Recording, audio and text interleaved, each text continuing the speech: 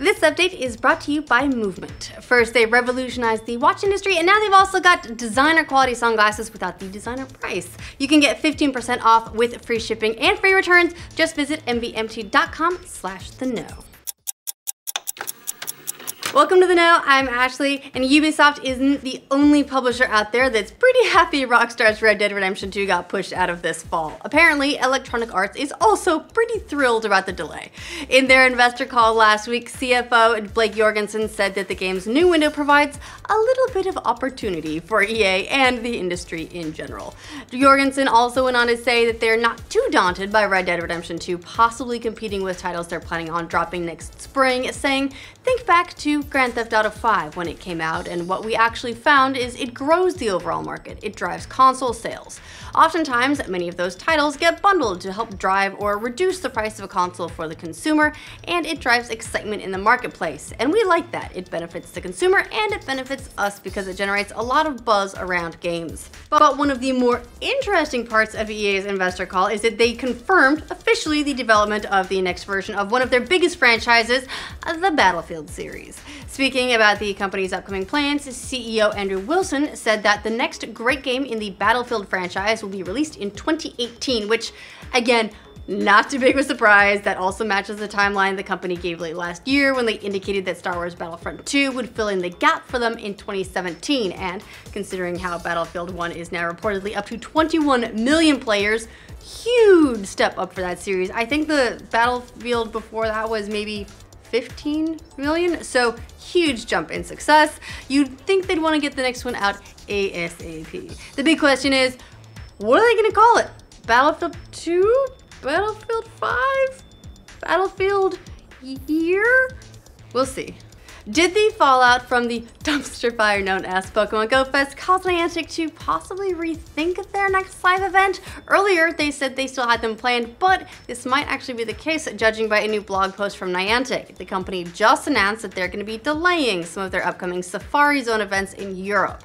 In the blog post, they wrote, "We apologize for any inconvenience and hope you understand that our priority is to ensure a great experience for Pokemon Go trainers in Europe and around the world." The events, which were set for Copenhagen and Prague on August 5th and Stockholm and Amsterdam on August 12th, will now be happening at an unspecified later date in the fall. However, none of the other live events planned for August and September are said to be affected.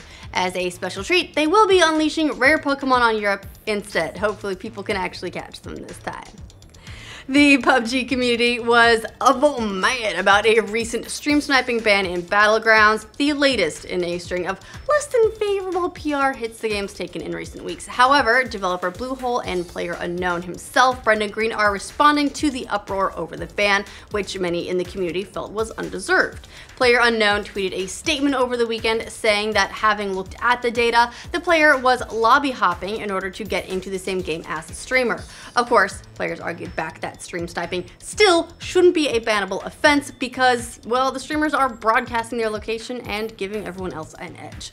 Controversy aside, it doesn't seem to be hurting the game's performance among players because it hit a brand new concurrent gamer record of 481,000. That's concurrence. That's playing at the same time over the weekend. This weekend, it's crazy. PUBG's now surpassed Fallout 4 to become number 3 on the list of games with the most concurrent players ever, behind only Counter-Strike and Dota 2. That makes it the biggest concurrent player number of a non-Valve game on the platform. That's a pretty big win. Do video games cause aggressive behavior and decrease empathy? No, they do not, says not just me, but also science. Again, because they all seem to be agreeing on this. The newest study in a long line of them showing the same thing was released this weekend by a group of German researchers out of the University of Lübeck. Their project, which covered 15 male gamers who'd played violent video games for at least 2 hours a day for the past 4 years, used an fMRI to look at brain activity. And based on their data, they found that neither section of the brain associated with a decrease in empathy and increase in aggression were affected by the subject's playtime. Ultimately, they concluded that gaming is probably a symptom of antisocial behavior rather than the cause of it. Because, well, for some reason we need proof of this one more time, since the last dozen or so weren't enough. And still someone is gonna trot out some bullshit that their answer is right because they want it to be. It's only been a few weeks since video game composer Alex Mauer's last DMCA storm, but here we are again. Last time we checked in on the story, Mauer had successfully gotten River City Ransom removed from Steam thanks to newly issued DMCAs against that developer, plus she was going after YouTube videos featuring any of her music, including in those games. Fortunately for developer Conitis Creative, the game is now officially back on Steam and up for sale. However, they did get their YouTube channel terminated thanks to those pesky copyright strikes. So hopefully all the confusion gets sorted out, although if they had to choose between their game or their YouTube channel, yeah, they probably also would have voted for things to play out the way they have. We'll have to wait and see which channel or game Mauer decides to go for next. It's like a game of whack-a-mole. Now, it looks like controversial games aren't yet done with Steam. One of the most infamous titles of all time is going to be coming to the platform very, very soon. Developer Screaming Villains just announced that the 25th anniversary edition of Night Trap that no one asked for will be dropping on Steam next month with a brand new trailer to boot. If you're unaware of Night Trap, it was formerly a Sega CD title that was basically one of the two games that was the catalyst for the creation of the ESRB rating system. It was either that or the government was going to step in and start regulating video games, and no one wanted that. It's kind of it's a goofy FMV or full motion video game about a group of vampires stalking and kidnapping scantily clad girls, so if that sounds right up your alley, you're in luck. The 25th anniversary edition also includes making of documentaries, deleted scenes, and a theater mode for watching all those juicy cutscenes. It's gonna be out August 15th. We'll see how it goes.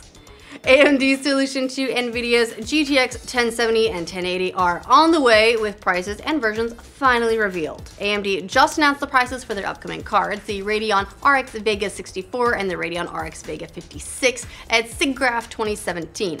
According to the announcement, the Vega 56 will be priced at $399, while the Vega 64 will be priced at $499. Meanwhile, there will also be a liquid-cooled 64 option that's priced at $599. If you're wondering about all the teraflops packed in each of these bad boys, you're looking at 10.5 for the Vega 56, 12.6 for the Vega 64, and 13.7 for the liquid-cooled Vega 64. The prices and versions of these were leaked online over the weekend just before the actual announcement, but now it looks like it's confirmed and you can drop all that money for your PC starting on August 14th, just in time for Night Trap. If 100 hours with the Phantom Thieves in the video game form weren't enough for you, it weren't enough for me. Well, hey, guess what? We can all gear up for even more, courtesy of the new Persona 5 anime series. Yay! The series was just announced at an event in Japan, and according to the announcement, it will feature the main cast from the game, and it even got a fancy new video preview. The previous foray into Persona 5 animation, The Daybreakers, was a single episode adaptation of one of the game's side quests. So maybe this entire series will be a more proper adaptation of the full game's story. So basically, it's going to consist of Morgana refusing to let Joker go out at night. Now, if you thought your belongings were safe from robots, think again. They're not. A team of hackers at DEF CON this weekend programmed a rudimentary robot to crack a leading brand safe in just 30 minutes, all in front of a live audience. The robot, which was built with 3D printed parts for less than $200, was programmed to quickly get the number of potential combinations down from 1 million to a mere 1,000, which is when it started automatically trying the remaining combinations.